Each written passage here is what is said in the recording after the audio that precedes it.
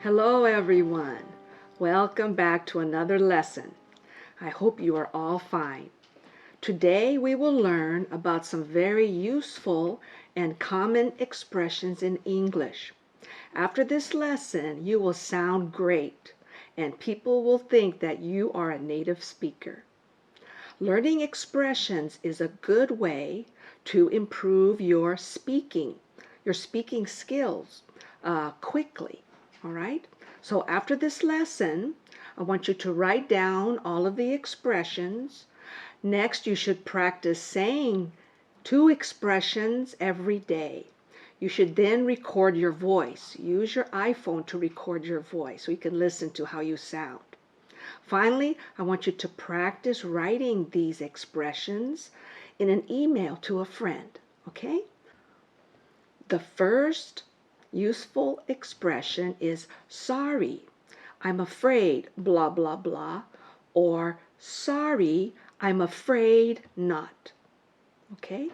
So there's 2 meanings. First, let's look at the word afraid.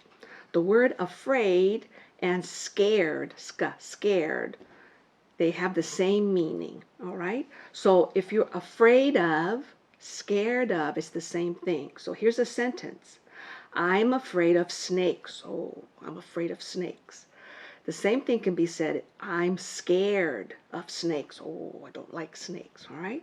So that's the first meaning. The second meaning is very useful in conversational English. When you say, sorry, I'm afraid, blah, blah, blah, this is a very nice and polite way to say no. You don't want to hurt someone's feelings when you have to say no. So this is a very nice way to say it. So let's practice putting this expression into some sentences. All right? Can you come to our party? Sorry, I'm afraid I can't come to your party. Do you have a beer? Sorry, I'm afraid not. This is so much nicer than saying, no, I don't have a beer. Okay, so it's so much nicer. All right? Now, the second expression is not really. Not really. All right? So this is another way to say no in a very nice and polite way. All right? So here are some sentences. Was the movie good? Not really. Are you having fun? Not really. Was he sorry for hurting your feelings? Not really. All right? So these are very useful when you want to say no, but you want to say it in a nice and polite way. All right? All right, the third, number 3, useful expression is great stuff.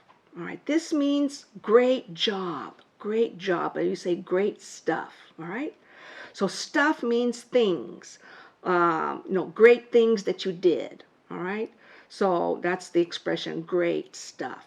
All right, let's put this expression into some sentences. Look at my science project. Wow, that's great stuff. I just got a promotion. Great stuff. Congratulations. All right?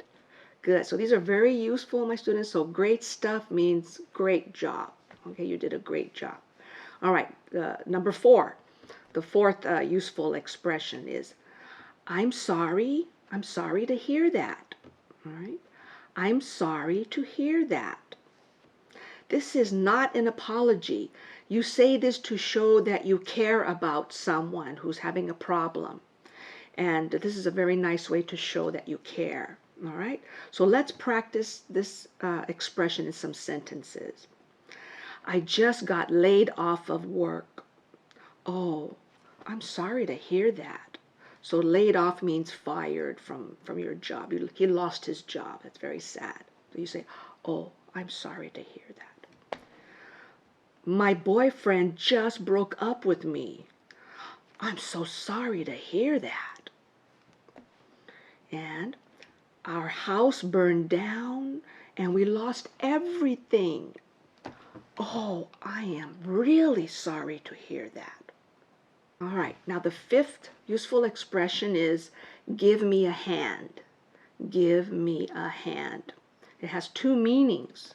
The first one, when you ask someone to give you a hand or give them a hand, it's you want to show appreciation, so you want to clap your hands. For example, let's say the principal says, let's give a hand to our school volunteers. Then everyone would clap. So we're going to give them a hand, show appreciation. Thank you for all their hard work, right?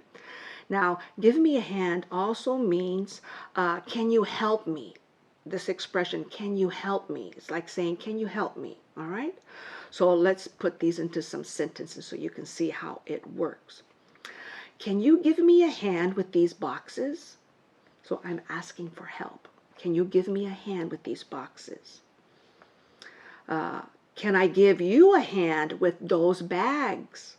Now this one, give you a hand. I'm offering to help you. All right. I'm not asking. I'm offering to help you. All right. Now the sixth and last expression is very useful. It's a nice and polite way to say goodbye when you are talking to someone and you have to leave very quickly. All right, so it's a nice way to say goodbye without being rude. All right, so here I have them right here. There's three ways to do that. Now what I'm going to do, my students, I'm going to pronounce them like a native speaker. All right, so listen very carefully how different it sounds from what it looks like, how it's spelled, okay? So these are nice ways to say, I gotta go, all right? So, I'd better get going. I'd better get going. I'd here means I had better get going. The second one, I've gotta go.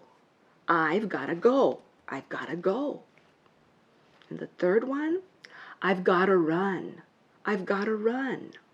All right. So what did you notice, my students? Did you hear any T's? There's lots of T's in these words, right? Ta-ta. Did you hear any T's? No, you did not hear any T's, right? What did you hear? D's. That's right. So I did not say better, right? Better. I said better. I did not say got to. I said gotta. So this is a rule in English. When you have the letter T and you have two vowels that are around it, in other words, the letter T is in the middle and you have two vowels on either side of it, then the T does not make a T sound. It makes a D sound.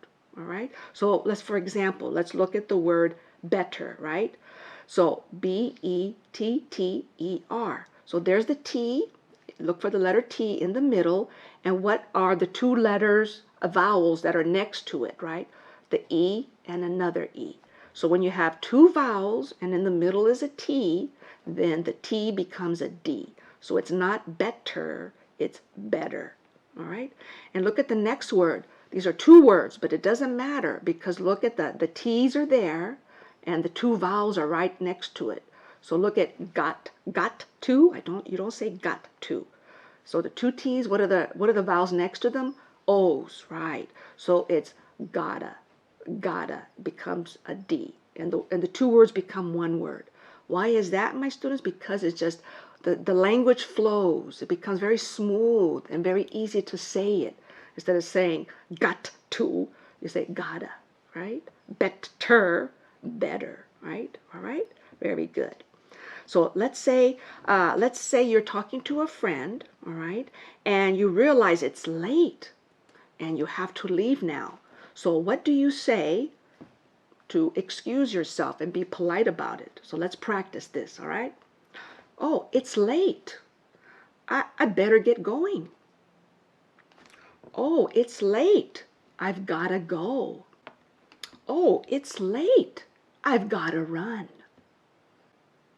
Okay, my students, remember to say all of these expressions 4 times.